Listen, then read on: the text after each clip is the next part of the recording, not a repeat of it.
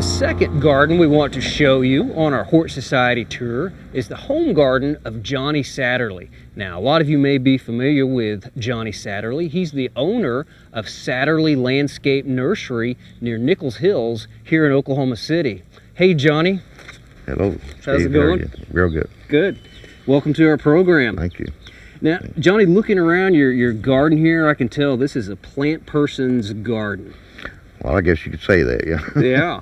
You have a circle drive here in the front of your home, and there's no turf, there's no lawn area, and that's by purpose, I bet.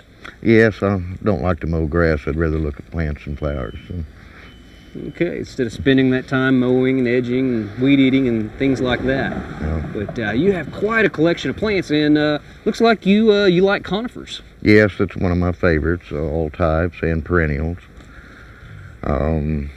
Lots of different plants. Lots of different ones. Well, as I look at this this blue spruce here, I can see a variegated plant coming up through there. Makes a really good contrast. What plant have we got there? That's called lobelia. It's a perennial that likes some afternoon shade, and it tends to sucker, but it comes up in interesting places. Okay, and you can just maintain it by just pulling it out where you don't want it? Yes, sir.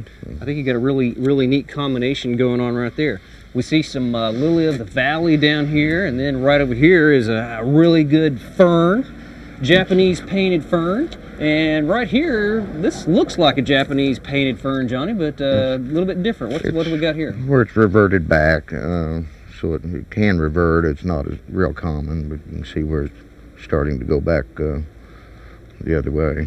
Okay, well, there we've got kind of what it would look like. We've got a little bit of a reversion. It lost some of that variegation, but yeah, you were telling me that you're thinking about pulling that out, but you liked the way it looked, and so you just left it. You know, very tough fern for our area. Oh yeah, great fern. And over here I see a beautiful Boston ivy growing up the rock wall of your home there, and I bet you thought long and hard about what plant I wanted to put there, and then just went and got that and placed it. Is that how that happened? Oh, the birds planted that.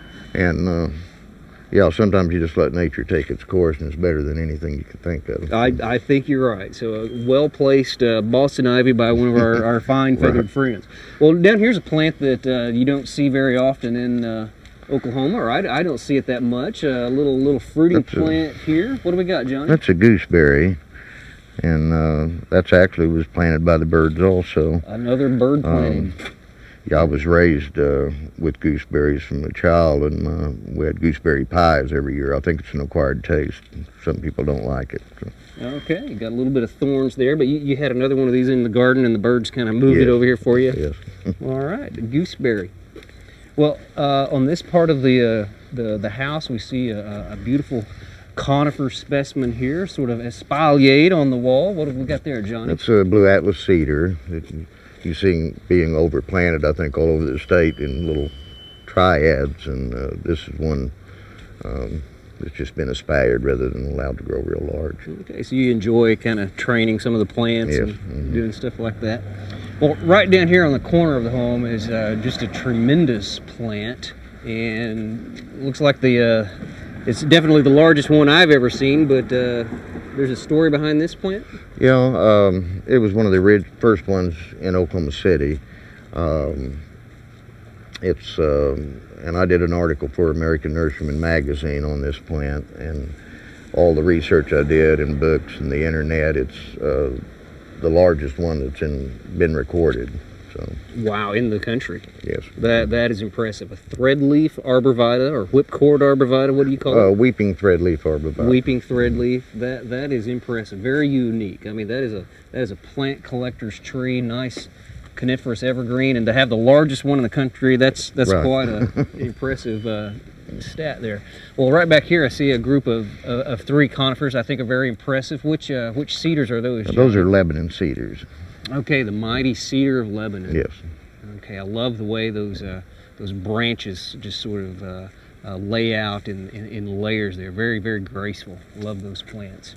Well, right over here on the side of the home where you have I guess a drive here, I can see you've got some lobelia planted here by the sidewalk, and I know that's a plant that may not look very good in the summertime when it gets really hot, but goodness, you've got a great display right now. Yeah, it likes cooler weather, but I love blue flowers, so that's why I always have it. Okay. Got to have that blue lobelia. Yes. There in the garden. Well, Johnny, another thing I really like about the front area of your property is the little courtyard, the little garden within the garden there. Yes. And you have a really nice collection of bricks. Yes, I do. I'd like to show those to you too. Those are really a nice collection of bricks. Well, Johnny, I really like the way you've got this designed here at the end of this part of the driveway. You have a sidewalk leading to the backyard, planting areas on either side, and this rock here we've seen on our show before. A lady up in Miami, Oklahoma, had one of these in her garden. What do you call this type of rock? I call it a skeleton rock. Okay, lots of holes and places to put plants. Makes interesting little planting.